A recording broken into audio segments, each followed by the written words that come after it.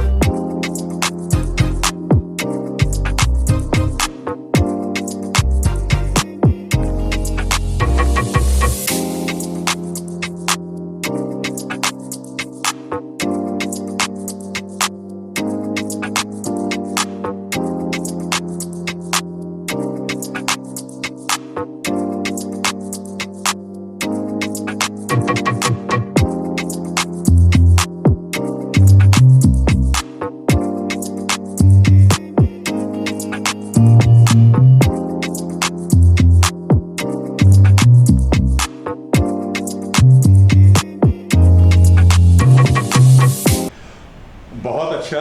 Shooting का आज आखिरी दिन था या है। शूटिंग ख़त्म हो चुकी है। सारा पार्टी का मूड है क्योंकि मैं यंगस्टर्स को हो या जो भी एक्टर हो, पूरी यूनिट को लास्ट दिन पे अपनी तरफ से एक पार्टी देता हूं। तो अब क्योंकि इस वेब सीरीज़ में ज़्यादा से ज़्यादा यंग टैलेंट है, वो लोग की प्लानिंग चल रही है कि किस टाइप से किस तरह से सेलिब्रेट करना चाहते हैं आज। बहुत खुशी की बात है कि सब कुछ अच्छा हुआ है, टाइम पे हुआ है। इनफैक्ट एक दिन पहले ही हो गया है टाइम पे हमारा शेड्यूल ख़त्म। बहुत अच्छी बात है। ये शेड्यूल वक्त से पहले ख़त्म होना बताता है कि सारी यूनिट एक्टर्स का योगदान कितना ज़्यादा और कितना सच्चा योगदान रहा है, जिसके वजह से हम बिफोर टाइम शेड्यूल कंप्लीट करना अचीव कर पाए हैं। आज सीज़न 1 की शूटिंग का आखिरी दिन है और साथ साथ पोस्ट प्रोडक्शन तो चल ही रहा है, चलता है जैसे शूटिंग के शेड्यूल के दौरान भी। अब तैयारी रहेगी सीज़न 2 की। वैसे लास्ट में बात हुई थी हमारी कि क्या है फिल्म, क्या क्या सही की कहानी है, इसमें क्या कहानी है तो बता दो 2 लाइन में। तो हर एपिसोड की नई कहानी होती है ना, कॉमेडी है ना, तो एपिसोड में कहानी शुरू होती है, एपिसोड के एंड में कहानी खत्म हो जाती है। आर्टिस्ट वही रहते हैं, लोकेशन वही रहती है, अपना अपना किरदार वही रहता है, बस हाथ से मुद्दे बदलते हैं। तो कॉमेडी वल्गर कॉमेडी है, किस तरह की कॉमेडी है ये? नहीं, तो पहले भी बता चुका, क्लीन फैमिली एंटरटेनमेंट है। इसमें बिल्कुल भी किसी भी किस्म की अश्लीलता आपको नज़र नहीं आएगी, ना हरकतों में, ना डायलॉग में, ना निगाहों में, ना कपड़ों में। बहुत ज़्यादा एहतराम किया है, बहुत ज़्यादा ध्यान रखा गया है कि हर चीज़ साफ़ सुथरी होनी चाहिए और छोटे बच्चे से बड़े बुजुर्ग को देखते हुए शर्म नहीं आनी चाहिए या ऑकवर्ड नहीं लगना चाहिए। लेकिन सर, जैसे हमने पहले फिल्म देखी थी आपकी लव स्टोरी, उसमें तो दिखाया था कुछ कहीं चीज़ें थी। वेब सीरीज में आज तो लोग दिखा रहे हैं, तो चाह रहे वेब सीरीज में लोग खुलेआम दिखाए, सब कुछ दिखाए, वहाँ कोई सेंसर बोर्ड भी नहीं है, फिर भी आपने इस तरह क्यों चुना कि ये चुने? देखिए, जो लव शॉट्स फिल्म थी वो जो दिखाया था उसमें वो कहानी की डिमांड थी, और अगर आप दोबारा से गौर करेंगे तो स्टार्टिंग के 20 मिनट के बाद उसके अंदर फिर जो भी अडल्ट कंटेंट था या बोल्ड कंटेंट था वो नहीं था। लव शॉट्स एक अडल्ट कहानी थी, अडल्ट थीम थी, तो वो एक अलग जॉनर था। उसको उससे और इसको कंपेयर करना बहुत मुश्किल तो नहीं, इम्पॉसिबल है। ये अतरंगी ऑफिस प्योर फैमिली एंटरटेनमेंट है, क्लीन एंटरटेनमेंट है। बच्चे बुजुर्ग बड़े सब देख सकें, मिल के देख सकें, एक साथ बैठकर देख सकें। बाकी जो माहौल चल रहा है, दूसरे लोग क्या करते हैं, इससे मुझे कोई लेना देना नहीं है। इसके बारे में मैं कुछ बोल नहीं सकता हूँ। अपनी अपनी पसंद है, अपनी अपनी मर्जी है, अपनी अपनी समझ है। जो जैसे कर रहा है कुछ सोच कर ही कर रहा है। और मैं ये कहना चाहूँगा कि दुनिया मुझसे ज़्यादा इंटेलिजेंट है, मुझसे ज़्यादा गुणवान है, तो मैं किसी भी बोलने के ना काबिल नहीं हूँ। मेरी औकात नहीं कि मैं किसी के बारे में टिप्पणी दूँ या कुछ बोलूँ। मैं इतना ही जानता हूँ कि मैं क्या कर रहा हूँ, और जो मुझे योगदान मिला है टेक्निकल क्रू और आर्टिस्ट के लिए, उनके लिए उनका मैं शुक्रगुजार हूँ और शुक्रगुजार रहूँगा। तो कोई ऐसी अतरंगी बातें हुई इन शूटिंग के दौरान, कुछ ऐसी बातें हुई हो? हाँ, प्रैंक्स जिसे कहते हैं, मजाक तो होते ही रहते हैं, और होना भी चाहिए, हंस खेल के ही काम होता है।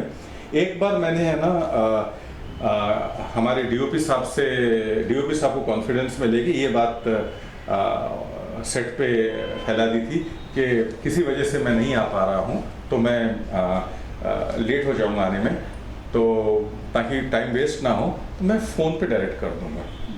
तो सब आर्टिस्ट को तैयार कर दिया गया है और जितने भी आर्टिस्ट थे आए, उन्होंने डीओपी साहब ऐसे फ़ोन पकड़ के रखे थे जैसे उनकी मुझसे बातचीत हो रही है, और बार बार वो ऐसे एक्टिंग कर रहे थे जैसे कि मुझे शूटिंग दिखा रहे हैं अपने कैमरे पर, और लोग आए पूरा किरदार करे और बड़ी सीरियसली की। फिर मैंने 2-4 रीटेक भी मांगे, कुछ ये वो कहा, थोड़ी इनका परफॉर्मेंस ऐसे नहीं है, उनका नहीं है, ये ठीक करो वो ठीक करो, और बाद में सबको पता चला कि कैमरा ऑफ है और ये सारा है ना एक बहुत बड़ा जोक था। अतरंगी थी ये भी एक अतरंगी ऑफिस के अतरंगी डायरेक्टर का अतरंगी जोक था, लेकिन सब हंसे, बहुत मजा आया। आपको ऐसी बात हो जो कभी किसी आर्टिस्ट को लेट आया हो या कुछ हुआ हो, आर्टिस्ट से कुछ प्रैंक किए हुआ हो? देखिए लेट कोई नहीं आया क्योंकि हमने शेड्यूलिंग बहुत अच्छी करी है कि सारे आर्टिस्ट को एक साथ बुला के मतलब नहीं बनता, क्योंकि तैयार होने में टाइम लगता है, तो 2-2 3-3 आर्टिस्ट, एक-एक 2-2 जैसे जैसे आर्टिस्ट आते हैं कि उनके सीन करो, तो ये शेड्यूलिंग में अगर आप ध्यान से करो तो काम टाइम पे हो जाता है। बाकी कोई इक्का दुक्का कभी लेट हो गया, बॉम्बे शहर है, बारिश का वक्त है, सुविधाएं भी कम है, पहले जैसी नहीं है, तो अगर कोई थोड़ा बहुत लेट हो गया तो परिवार है ये अतरंगी ऑफिस का हर इंसान मेरा परिवार है, हमारा परिवार है, प्रोड्यूसर का परिवार है, प्रोड्यूसर मेरा परिवार है, प्रोड्यूसर के परिवार में जैसे कास्ट एंड क्रू उनका मैं हिस्सा हूँ, तो ये कोई बातें हैं तो ठीक है, ये नज़रअंदाज करनी पड़ती है, इनमें कोई बात नहीं है। और जब हादसा कर रहे थे तो एक दिल को छूने वाली बात ये थी कि हमारे एक एक्टर हैं जिनके पैर में कट गए और 9 टाँके आए हैं, उसमें भी वो आए हैं शूट करने के लिए। तो एक दिन वो आए और पता नहीं क्या मिसकम्युनिकेशन हो गया, पूरा दिन बैठे रहे, तो शाम में उन्होंने आखिर पूछ ही लिया कि मेरा काम कब होगा, तो पता चला कि उनका काम ही नहीं था। बस उन्होंने बहुत ही बाइज्जत शांति से चले गए, तो उसके लिए भी शुक्रिया है। बुरा लगा कि वो तकलीफ़ में आ रहे थे, तो तकलीफ़ में एक और दिन जब काम नहीं तब आना पड़ा, लेकिन खैर कोई बात नहीं, उनको पता है, मुझको पता है, तो मेरी तरफ से उनके लिए थैंक यू। अच्छा, जैसे आज लास्ट डे चल रहा है शूटिंग का, कुछ काम भी चल रहा है, सब चल रहा है, कब तक लोग देख पाएंगे OTT प्लेटफॉर्म पर, किस पर देख पाएंगे? ये पता है, मैं फिर भी मतलब OTT प्लेटफॉर्म का नाम है मूवीज़ हाथ में सिनेमा हॉल। ये शुरू किया है रुपेश कुमार सिंह जी ने। ये अतरंगी ऑफिस को प्रोड्यूस किया है मुकेश सिंह जी ने।